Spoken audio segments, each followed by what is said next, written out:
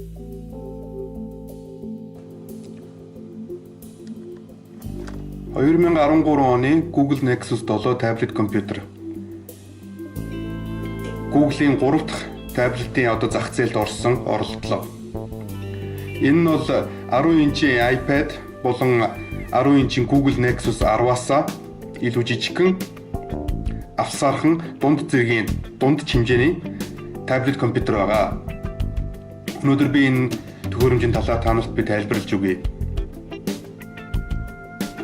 1920-ыг харьцах нь 1200 хэмжээтэй 1080p Full HD дэлгэцтэй энэ таблет нь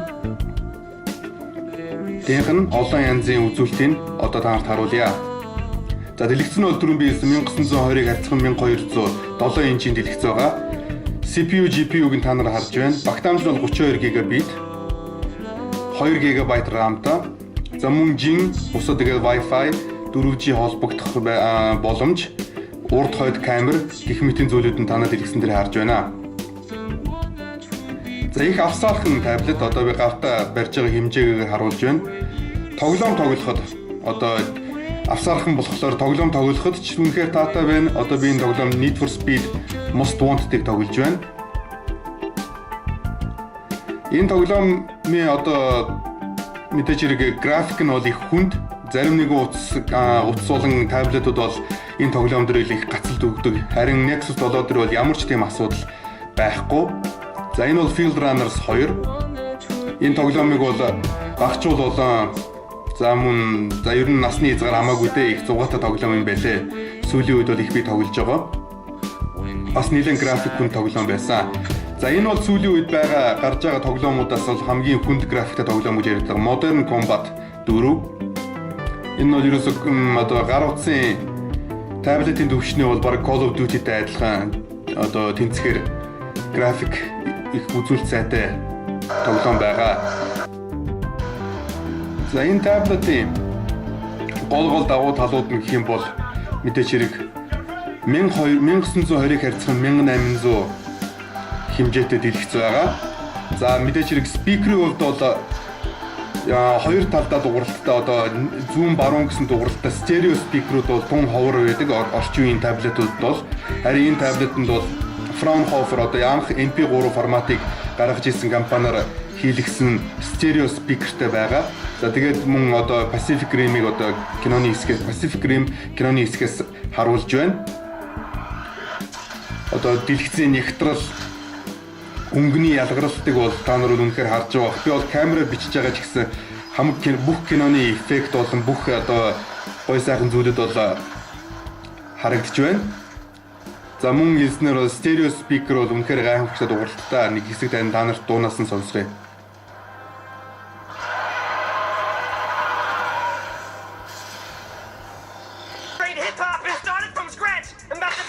За мөн YouTube-ийн видео үзэх, за ер нь бол ямар нэгэн кино үзэх бүх мультимедиа төрлийн хэрэгцээнд бол үнэхээр гайхамшигтай таблет байгаа.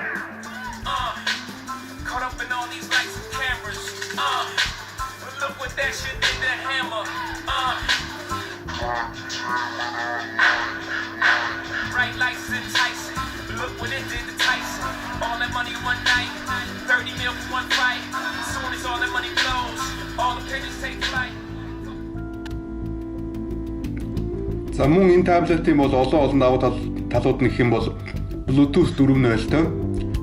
Bluetooth 4.0-ийн ачаа та яаж болох вэ гэх юм бол зөөврийн keyboard болон Bluetooth-оор холбогддог keyboard, цаг, утас, чихэвч. За мөн өөрч утастай хооронд нь холбогдож болно. Их батарей бага иддэг, цэник бага зарцуулдаг орчин үеийн Bluetooth-ийн стандарт байгаа. За мөн энэс гадна бол цагтай хооронд нь холбож болно, чихэвчтэй хооронд нь холбож болно, дууралт ер нь бүх талаараа бол их давуу талтай. За мөн офисын ажлын үед төвшөнд ч гэсэн зөөврийн keyboard залгаж жирийн би энэ ч харуулж байна. Microsoft Word-ыг ингэж хэрэгтэй документуудаар бичиж шийдвэрлэж ашиглаж болно. За мөн тусдаа гарч байгаа 3G болон 4G-тэй загварынх нь одоо бүх систем, бүх ангиллын та нарт харуулж байна. Одоо барьдаг долгионы. За их авсаархан таблет учир бол сул одоо өмдөнд бол чөлөөтэй орно. Ямар нэгэн асуудалгүй кармалж авч явахд бол их боломжтой. За энд бол би Nexus 4 утас за мөн Nexus 10 одоо энэ Nexus 7-гийн том ахтай харьцуулж байна. Хэмжээний хувьд бол бараг тал хэмжээнд нь байгаа. Их авсаархан, хэд жижигхэн биш, хэд том биш, яг дундаж хэмжээнд.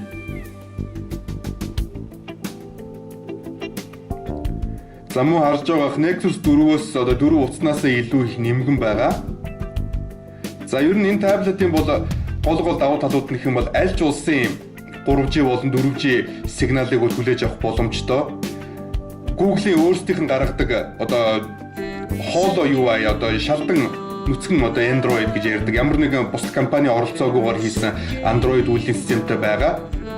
Одоо бусад компаниуд бол өөрсдийнхөө гэсэн өвөрмөц болсон удаач жоохон таблетыг удаашруулдаг.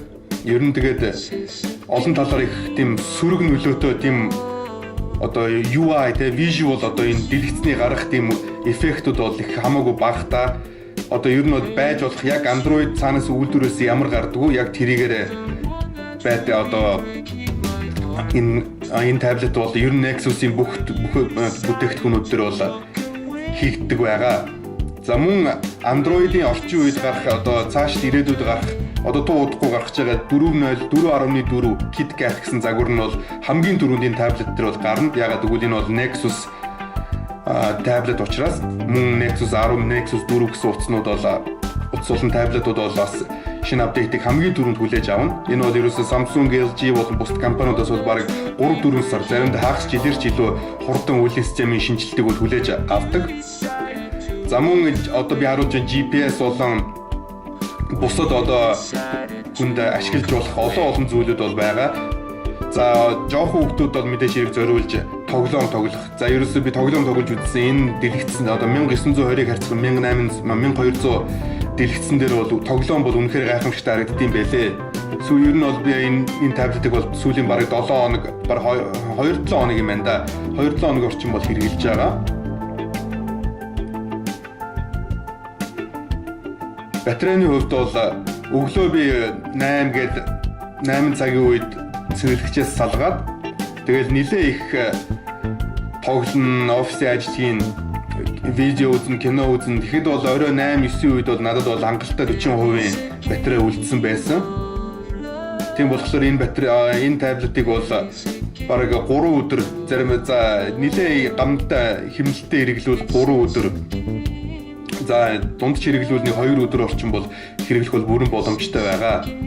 За энэ таблет бол Япон, Америк одоо бусад зах зээлүүдэд бол дөнгөж сайхан гарсан. Одоо бараг зарагдж эхлээд бол нэг сарч хүрэхгүй хугацаа болж байгаа.